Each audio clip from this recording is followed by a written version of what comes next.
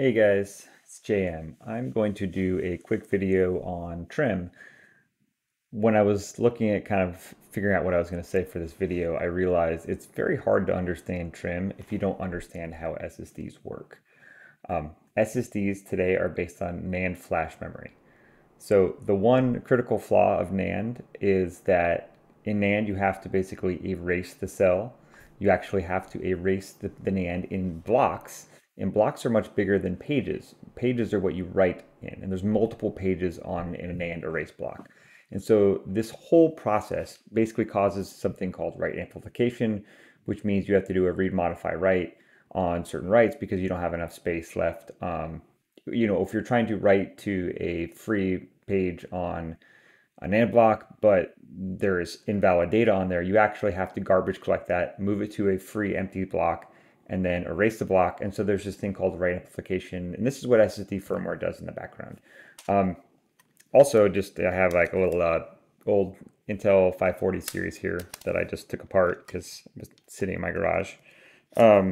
Just kind of show you guys what an SSD looks like. And I think there's lots of pictures of this online, but you basically have an SSD controller right here, and then you have NAND packages here.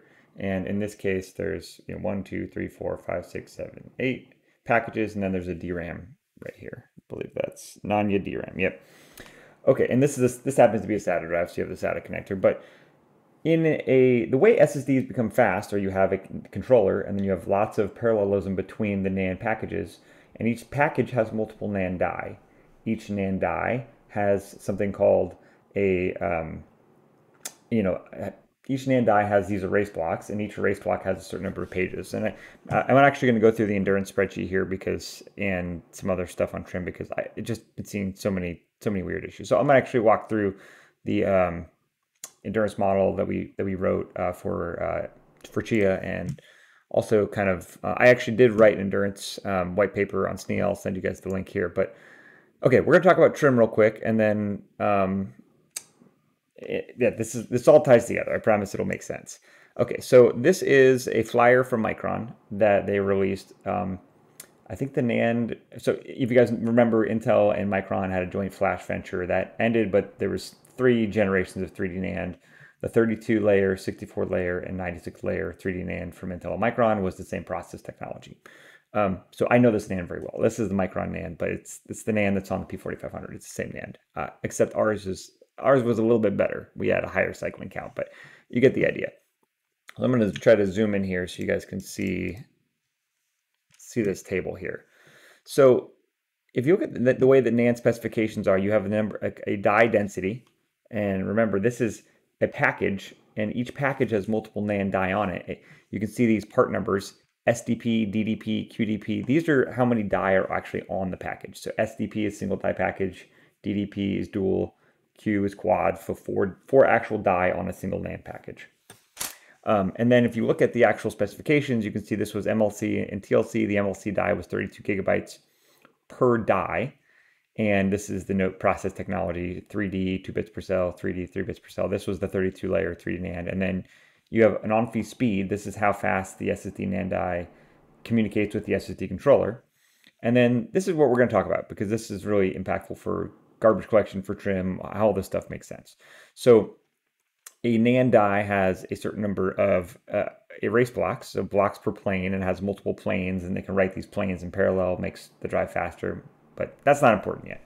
Really, the important thing is to know you erase in blocks and you write in pages. And a page size happens to be 16 kilobytes, and it has some extra space for error correction code so that NAND is inherently lossy. And so the SSD controller does things called like LDPC, low density parity check, which is the ECC engine in the controller.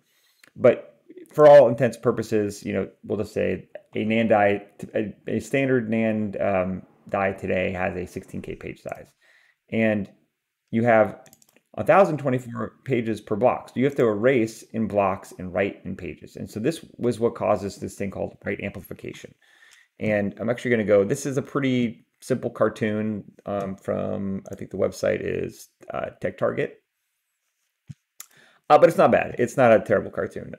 Basically, the way this works is the the file system reads and writes in files, and the file system's job is to go to the lower levels of the block layer to basically, and then on the block layer of the kernel or whatever operating system you're in, that has a driver that communicates via whatever interface you have to the SSD, be it SATA, SAS, or NVMe. There's different drivers, but they all work basically the same way. The SSD reads and writes in LBAs, or logical block address. And so all the SSD sees when the operating system is writing a file, all it sees is read this LBA or write this LBA. So there's a thing called trim, which is basically a command that the host sends the device that says, these blocks are not needed anymore. The user has deleted this file, and these are the LBAs that correspond to that file. And so remember, the SSD has no idea what a file is, because that's the file system's job, but the SSD will get a trim command for those blocks. Now, if you have a erase block, remember, erase block is many, many pages. If you have a bunch of pages that are stale or invalid data within a NAND block, the SSD firmware will say this is a good candidate for garbage collection. It's actually going to write that data, the good data, the valid data, to a over-provisioned space or spare area in the SSD. And it does this, and then it goes and erases the block that had some invalid data on it. And then this whole process is called garbage collection, and it basically creates this thing called write amplification. So write amplification is basically one of the core tenets of endurance of SSDs, because write amplification is basically the measurement of how efficient the garbage collection algorithm is working.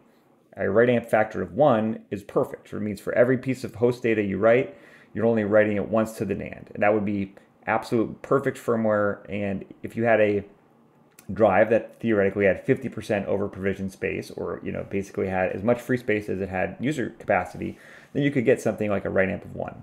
You can also get close to a write amp of 1 if you're writing sequentially, because drive firmware is pretty smart. It can actually notice that you're writing LBAs in a sequential type format. In basically the numbers are coming right after each other, and it can when you get the trim command, generally those are all being trimmed at once. And so if all that data is on that same physical NAND erase block, and you erase that block at once, then you're good. You basically erase a bunch of invalid data all at once, and that makes write amp happy. So, okay, where are we going with this? I basically have this endurance model that I created for SNIA, and I actually use this as the base for what would be the endurance model for the Chia wiki, and I'll kind of explain how this works. But so the way this one works is you have a user capacity here. So this is basically what the label says on the SSD. So in a case, I just made up a 3.2 terabyte drive. If on the label it would say 3,200 gigabytes. The raw capacity, I'm kind of just estimating. I mentioned if you have a SSD, you can kind of calculate what the raw capacity is. You say, okay, how many packages are there? How many die per package? What's the capacity in gigabytes per die? And then you multiply that out, and you can kind of find the raw capacity. Now, the way JEDEC reports this is actually in GIB, so we're going to have to do some finagling here from GIB to gigabytes, because we're going to try to look at the over-provisioned space. The over-provisioned space is basically just saying, okay, if we give the user 3.2 terabytes, there's actually a lot more NAND on that SSD than 3.2 terabytes. And remember, the SSD needs this to do garbage collection. This is called over-provisioning. Okay, so the way you calculate endurance on an SSD is an extremely simple formula. So the way you find an actual calculated endurance in terabytes written is basically take the raw capacity and you multiply it by the program erase cycles, which is how many times can you write to that NAND before you wear it out. And each NAND die has this thing, it's rated for a certain number of program erase cycles, and this has to do with the NAND, the controller, the ECC strength, everything like that. And then you divide it by the write amp factor. Let me see, I can actually move this down just a little bit, because I noticed that I was cutting off the formula bar, which is important. Okay, so remember, so TBW is super easy, right? You just basically take the capacity in gigabytes and convert it to terabytes. You're basically multiplying it by the program erase cycles. Okay, so you're saying I have this much raw NAND, and I'm going to multiply it by the program erase cycles. That's how much raw endurance I have. And then you divide it by the write amplification factor. Okay, so the write amp factor. The way that this is measured for spec sheet TBW is based on something called the JEDEC specification. And this is a little bit more advanced for this talk, but the JEDEC specification is basically an enterprise workload that this organization JEDEC creates that basically specifies how you measure the endurance of data center SSDs and consumer SSDs. And they're both kind of measured a little bit differently, but typically the way that data center SSDs are measured is worst case, when the drive is absolutely full and the garbage collection algorithms are in steady state, they're running at full capacity. And the write amplification factor is basically a factor of how good how much over provision you have and how good that garbage collection on the firmware is working. So on a, we'll say 3 drive write per day class drive, or a drive with like, we'll say 25 to 30% over provisioning, you'd expect to see this write amp factor about 2.5 or 2 to 2.5, somewhere in there. On a 1 drive write per day class drive, you would expect to see this write amp factor around 5. It's just kind of the way it works. Now, this is really important because remember, we're going to talk about this of how it pertains to Chia. In Chia, if you have trim, the job of trim is to make sure to keep this write amp factor down, because you don't want it near 5, because your endurance is going to be 5 times less than what the drive is capable of. Trim basically is a way to tell the drive, okay, this data is invalid and you can go garbage collect it. If the SSD does not get the trim command, then it will never know that that those LBAs are bad until the host rewrites them. That's very bad. Then you get to this spot where you're at the kind of worst case garbage collection efficiency. But from there, it's very easy, right? You can calculate the TBW once you know the WAF, and you can calculate this is the spec sheet TBW, and you can calculate the drive writes per day, which is basically just saying how much data can you write to that drive every day of the 5-year warranty without wearing it out. In this case, this is 3 drive writes per day, which is 3 times 3.2 terabytes, and you can write that every single day for the 5-year warranty and not wear it out. Okay, so back to the endurance spreadsheet. Why this is so important, I basically put a lot of data in here, and I'll probably go through at some point, but it uses the same math for user capacity and then what the operating system sees in GIB, and then the raw capacity and over provisioning. And we put the write amp factor in here, and we put the calculated endurance and the spec sheet rated endurance, which should match, right? The way I've estimated a lot of these drives' endurance is basically just by looking at their TBW on the spec sheet and making some guesses. I make some educated guesses on what the program race cycles are for the NAND, what the over provisioning is. Just there's a lot of reviews out there that kind of do these teardowns of the drive. If I see a teardown of a drive like this, I can go do the manual math and just say, okay, how many packages are on there? How many control channels are in this NAND controller? Okay, I can just kind of do the math on what I think the number and die is. Okay, so here's the fun part. I have some different categories, but this is really the important part. I've calculated 2 WAF scenarios. So I say total amount plotted before wear out, worst case, and total amount plotted, best case. So the best case is basically a WAF 1, and the worst case is the WAF that is included on the TBW of the spec sheet. Now, in Chia, you'll be somewhere in between based on how full your drive is. If you have trim disabled, you'll be kind of towards the worst case. And your performance will be 5 times worse or 4 times worse, whatever it is. And if you have trim enabled, you'll be kind of closer to the best case. I've actually measured the WAF of my drives in Chia plotting, and it's somewhere between 1.2 and 1.5 with trim enabled, depending on the model. And I will show you guys in another video how to do that. I don't have I'll pull up a system at some point and go show you guys how to do that. But okay, so now back to, how does this work in the operating system? So trim has many, many different names. In Linux, it's called discard. In NVMe, it's called Deallocate, dataset management. In SATA, it's called dataset management. In SCSI, it's called unmap. But they're all doing the same thing. It's just the operating system telling the drive that the drive doesn't need to know that data anymore, and the drive can go do garbage collection on that data. It is invalid data. The host does not need to track it anymore. It is not associated with any valid user data. So, okay, when does a trim happen? So when you do an MKFS or a quick format in Windows, or if you do a format NVMe or sanitize for NVMe, this basically trims all the available LBAs. And so this is a very easy way to figure out how good your trim is on a drive. If you discard all the LBAs on a drive and it takes a very long time, your trim is very slow. And basically old SATA drives, the trim was pretty slow. If you guys recall, I've kind of mentioned in the plotting channel a few times, but like these old SATA drives from Intel that are like 10 years old, like the S3700 and whatnot, these were invented in a time where RAID controllers, especially in RAID 5, I don't even think they still send the trim in RAID 5, but RAID controllers didn't send trim at all. And so we basically had to have a ton of over provisioning in the SSD to make sure the write amp factor was low so the drive would keep operating normally. And so,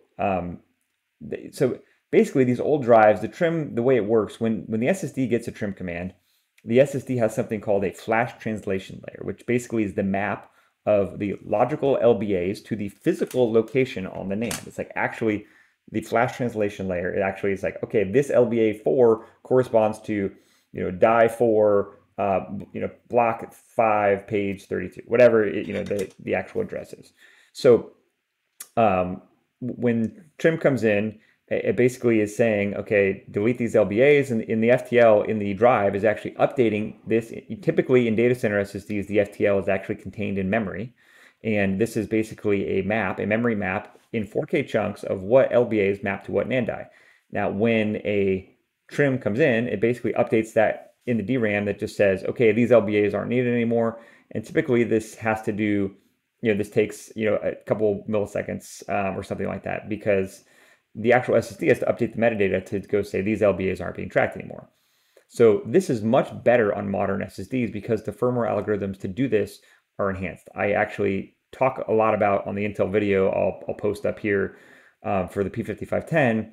The firmware team and the development team for the P5510 developed a full new trim algorithm that operates as a background state machine, and you can trim all the LBAs of a 4 or 8 terabyte drive in 100 milliseconds. And so this is to kind of showcase like the best in the world, which is like these brand new drives that basically you can use trim, you can have your cake and eat it too. You get full performance and endurance benefits of trim. Remember, so trim keeps the write amp down, which keeps performance up and endurance up. So trim good, write amp bad. And so modern drives handle this very well. Older drives do not.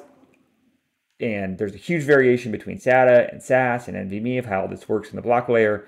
All I can tell you is a very easy way to test it is by doing this MKFS and discarding all the blocks and basically seeing how long that takes. Like I said, on a modern drive, this takes 100 milliseconds. On older drives, it can take minutes.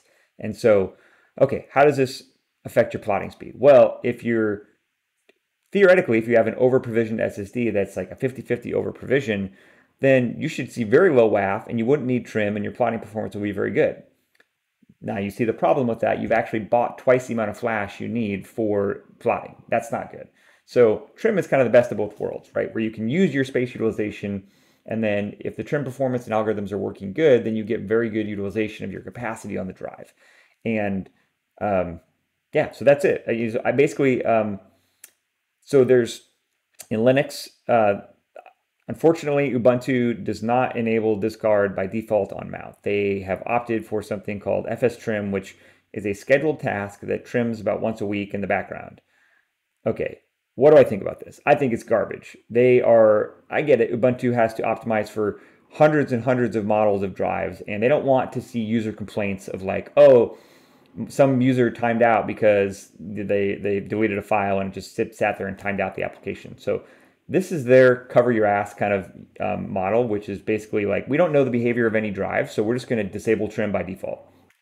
I think this is a horrible idea because SSDs need trim to operate. Now, Windows is actually smarter about this. Windows enables trim by default, and if you delete a file, it sends the trim to the LBAs associated with that file. And this is enabled by default in Windows. You can actually go in Windows and do the optimize feature, which basically trims in the background. And I would recommend this. I would definitely recommend doing this every so often or poking around at it. So in Linux, this scheduled fstrim happens, I think, once a day or once a week. Is this fine on a consumer drive if you're running it as your desktop? Sure, because desktop users aren't writing that much data. It's not a problem. But is this going to matter on plotting when you're writing 1.3 TIB per plot? Yeah, it's going to make a huge difference. Your drive is going to get to that worst case and full garbage collection and worst case WAF almost instantly. You'll see plot times go through the roof, and you'll see endurance be 5x worse than it could be. So absolutely, without a doubt, you can look at lots of different drive models, but my absolute default recommendation will be to enable turn on discard by default on your mount points. And you can do this by just mounting with the option -discard.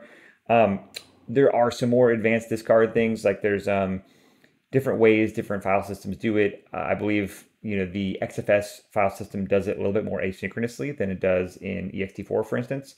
And there's a new kernel feature that's in kernel 5.6 called asynchronous discard, which basically does discards asynchronously on some of the new file systems like Btrfs, and I'm going to go explore that in a much deeper dive. I'm still kind of testing and tuning, and that is much, much more advanced than I thought after reading some of the code. So I will be digging into that here in the next few weeks. But for now, okay, if you have an SSD, please, please, please enable discard. That is all I can ask, because it'll make the write amp better. It will make your performance better. It will make the plot times lower. And, you might have a very, very old model that, you see some weirdness on, and you might be okay with sacrificing endurance for plot times, but I highly doubt it. I highly doubt it. I don't think that you're going to see any benefits.